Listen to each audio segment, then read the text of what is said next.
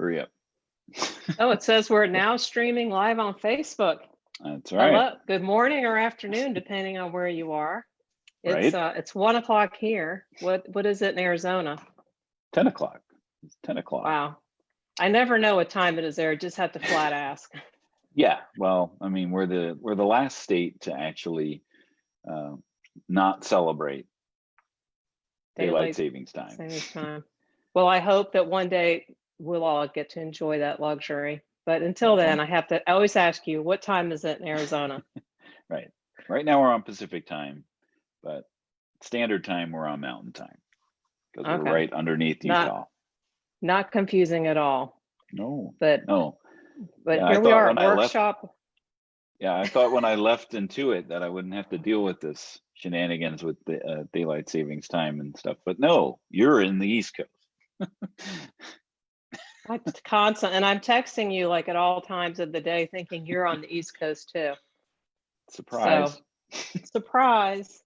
So we're going to be talking today about whether or not you should become a ProAdvisor, because many of you do it, and some of you get certified, and some don't. So we're going to kind of go through what we think of that, so you can. No, I spent the last 10 years of my career at Intuit supporting ProAdvisors. So I had the laundry list of questions and concerns and how do I do this and that with what the ProAdvisor program entailed or provided.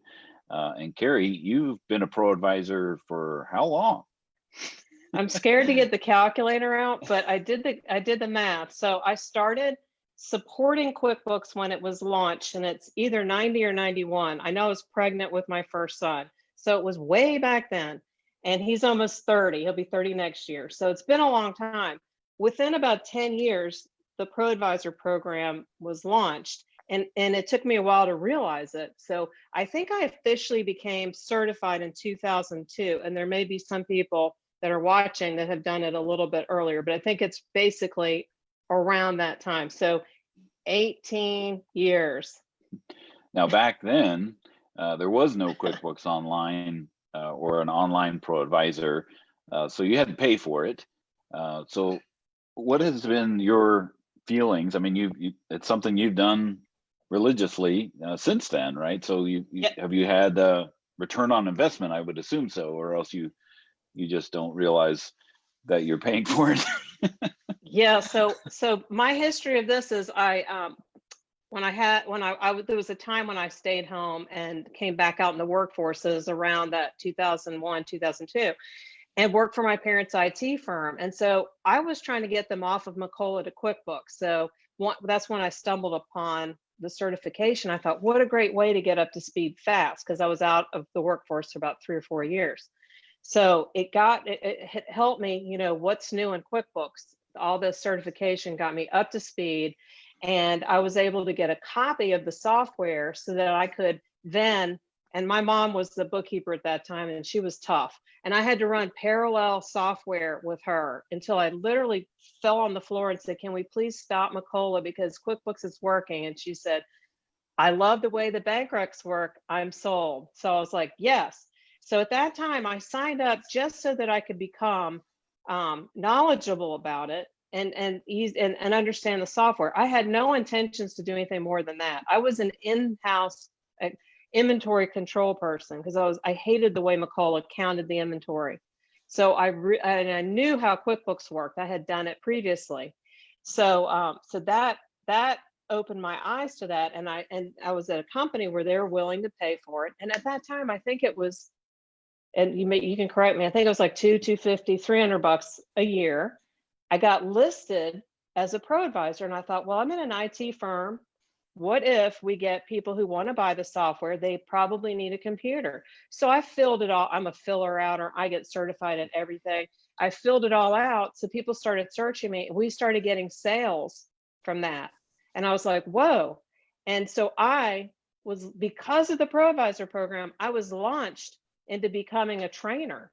And my mom used to do that. She's retired now, but she was the trainer for Macola. So it was cool. She was training Macola, and I would train QuickBooks. And the next thing I knew, they retired, the company reorged, and I said, you know what, I can do this on my own.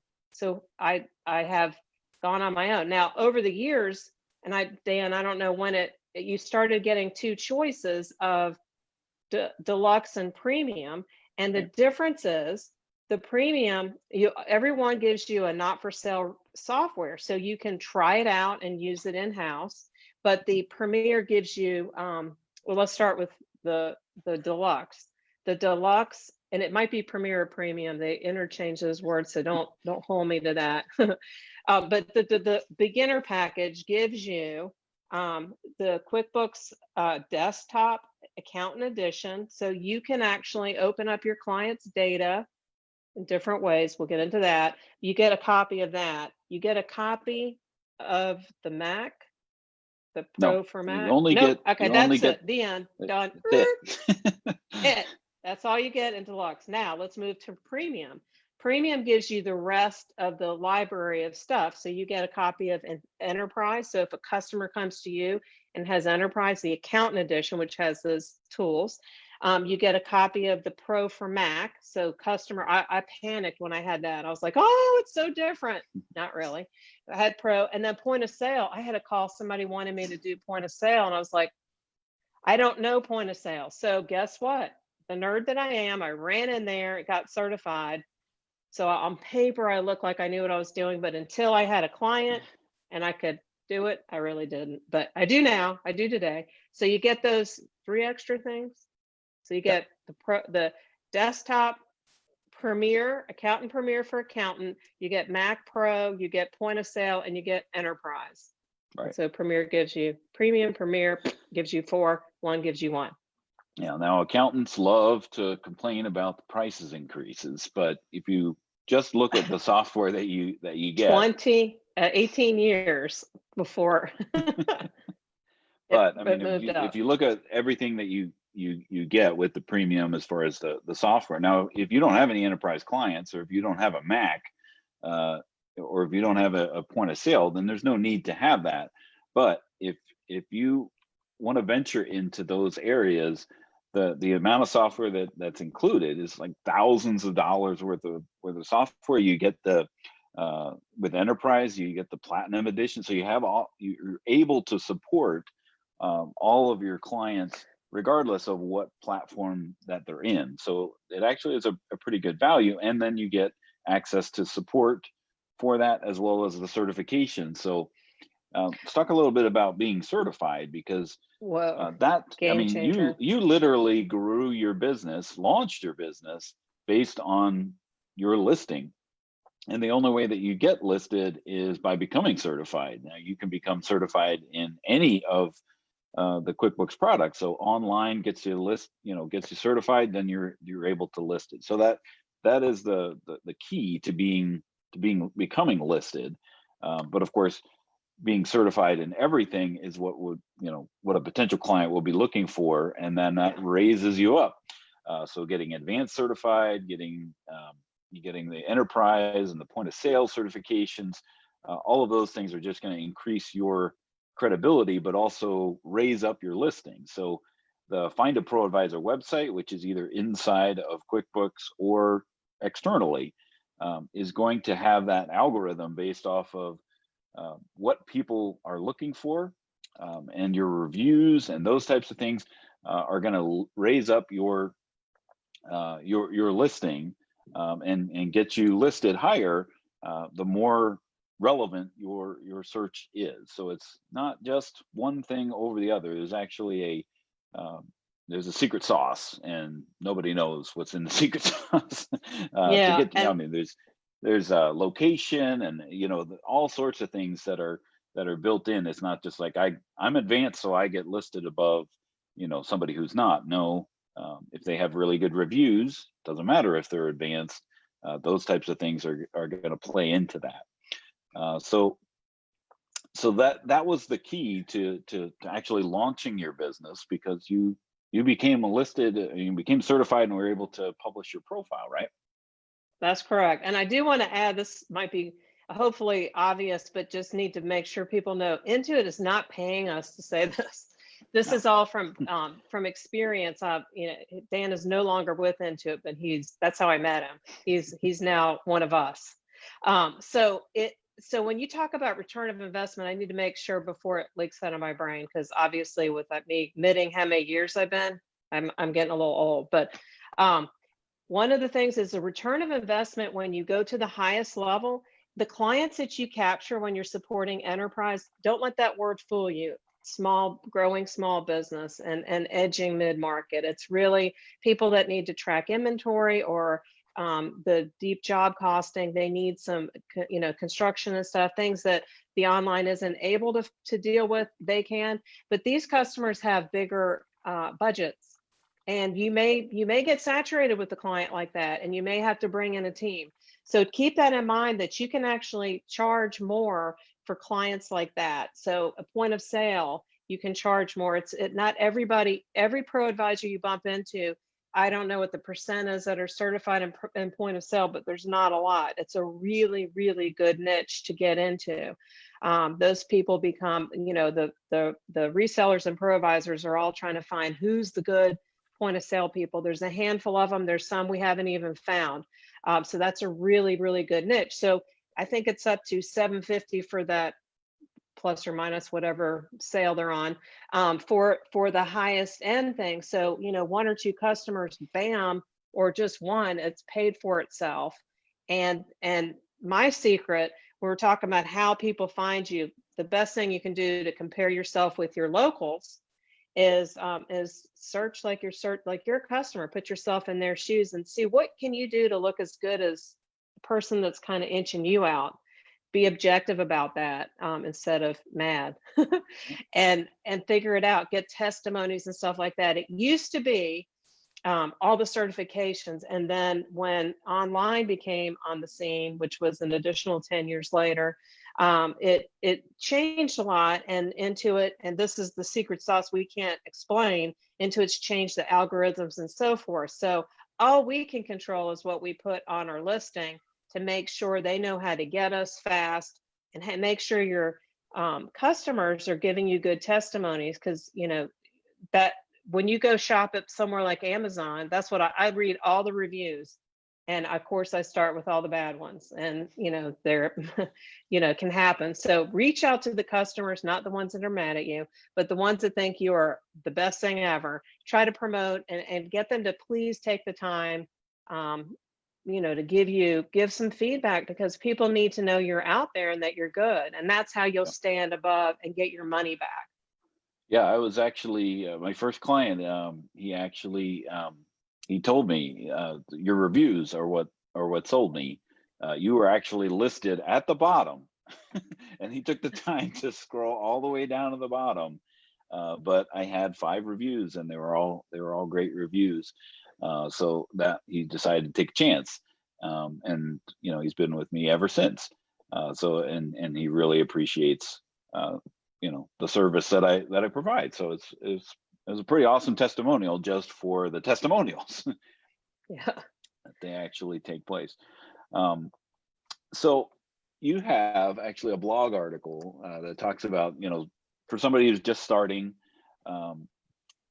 Some simple ways to get started building your own practice. So we're going to put that in the comments here, so people can review that if they want. And we also created on School Bookkeeping a few extra courses to actually go through some of the just really what we've been talking about here today. Should I be a pro advisor? Well, what is a pro advisor? How do I get listed? How do I get certified? So we're going to put those course links in there as well, so that you can take a look at those. You can try it for a month and see if it's a value to you. But we have a strategy. We've updated the strategy because the course, the exam, some people just hate that certification exam.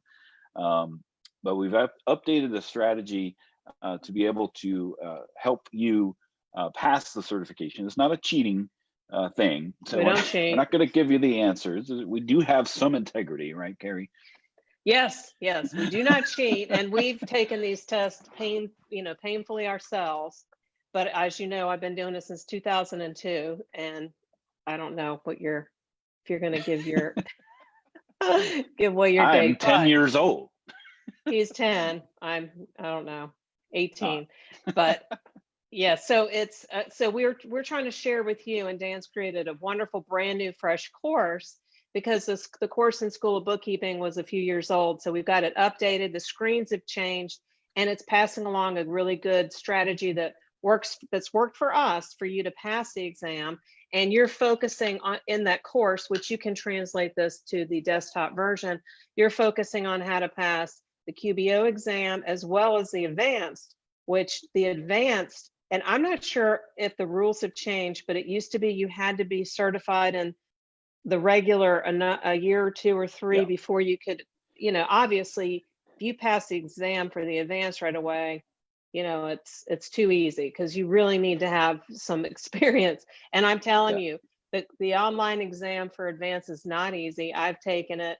I don't even want to look to see if I have to update it. It makes me kind of nervous, but to have resources to help you through is really a big bonus, because yeah, you want that on your listing. That will really make you stand out. yeah. And I actually did I talked to some folks adding to it. It's only about 10% or so of certified pro advisors are advanced certified. So it really does put you in that upper echelon and higher credibility when you can be advanced. So you take the time to do that. And I remember conversations of talking to tons of pro advisors who'd be like, I do not want to take that certification exam again. And now it's gotten easier as far as like being recertified and those types of things. So you don't have to necessarily go through the entire exam. But I knew once people I crossed that threshold of being advanced, and the way that you kept the advanced certification, they did whatever they had to do to not have to take that exam again. So, and I'm such a dinosaur that I took the QuickBooks Desktop Advanced exam, and then QuickBooks decided to remove that. But I haven't removed that experience. It's still important to me.